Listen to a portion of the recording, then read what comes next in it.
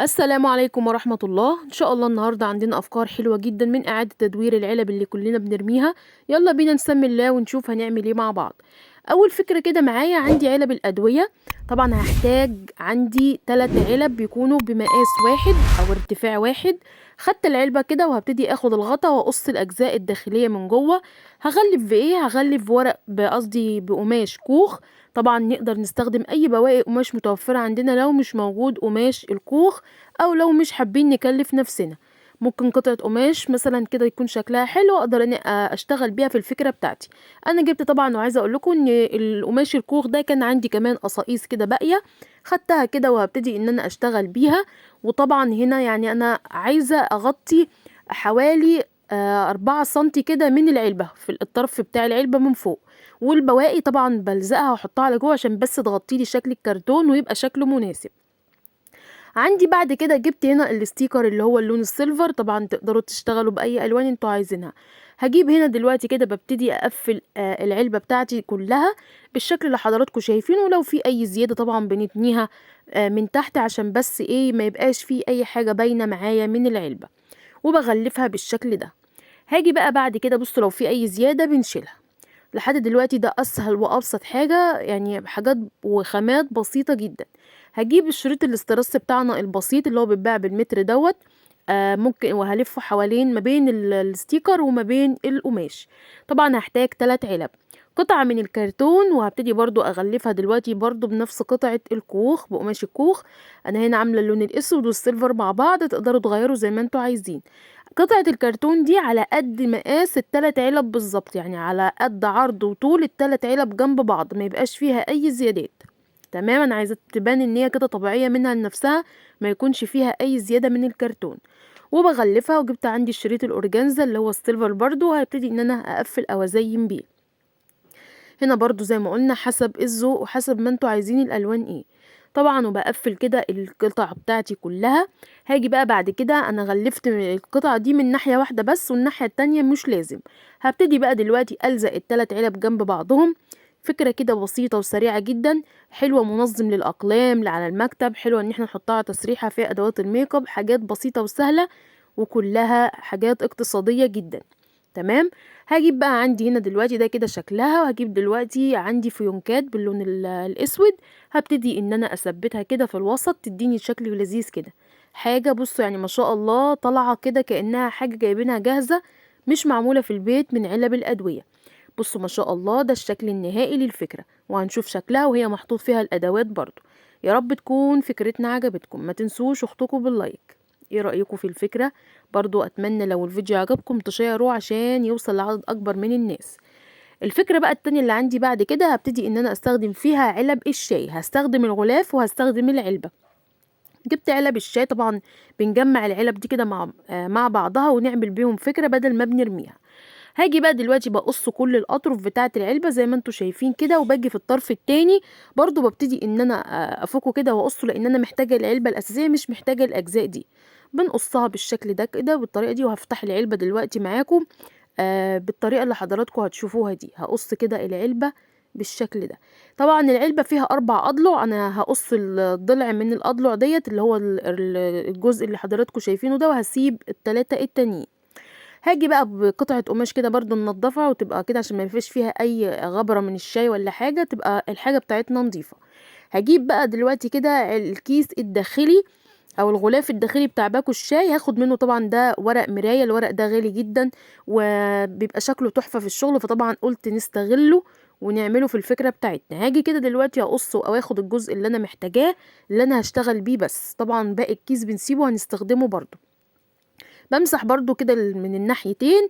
وهجيب هنا طبعا ورق المراية دوت بيبقى طبعا بيعلم فيه الشمع، وانا مش عايزة كده، فانا هلزق هنا دبل فيس، وهبتدي ان انا الزقه في الجزء اللي انا محتاجاه. هو ده الجزء اللي انا محتاجاه، بس انا مش هغلف العلبة بتاعتي كلها، انا هغلف بس اجزاء معينة، هنشوف مع بعض دلوقتي ازاي.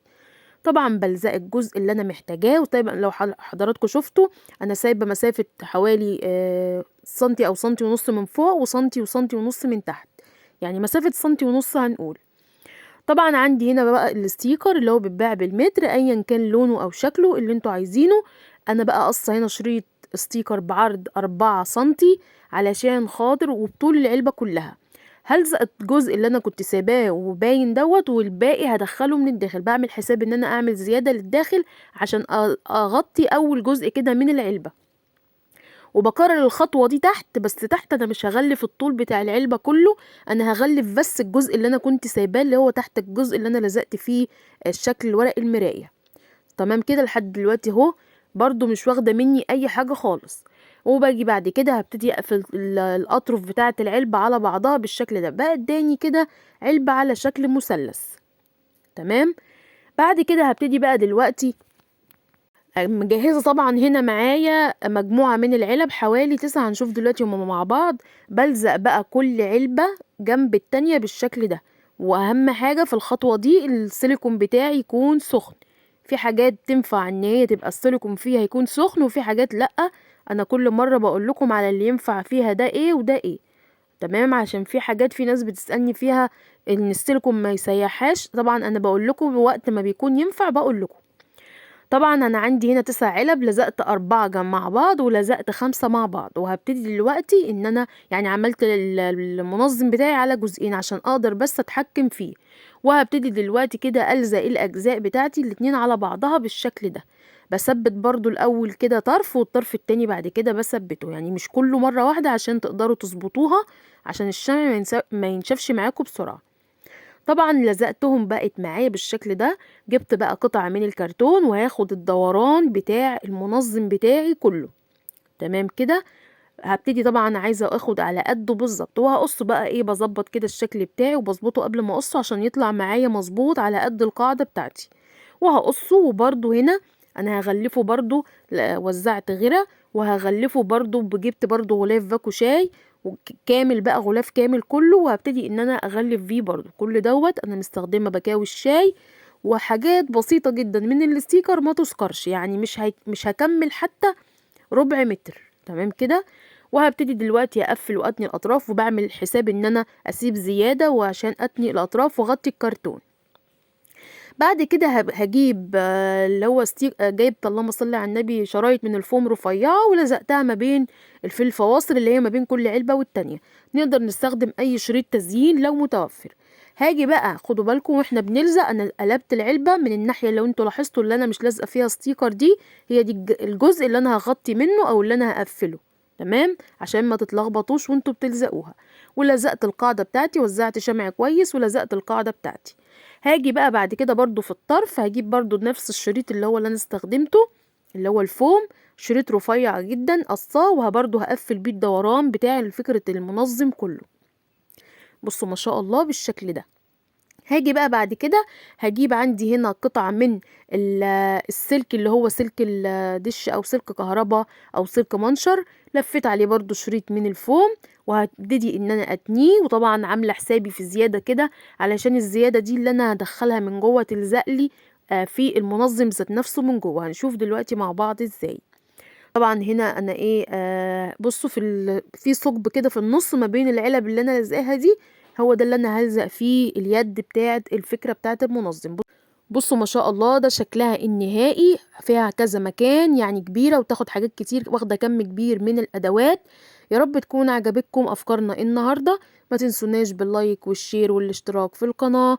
شكرا ليكم والسلام عليكم.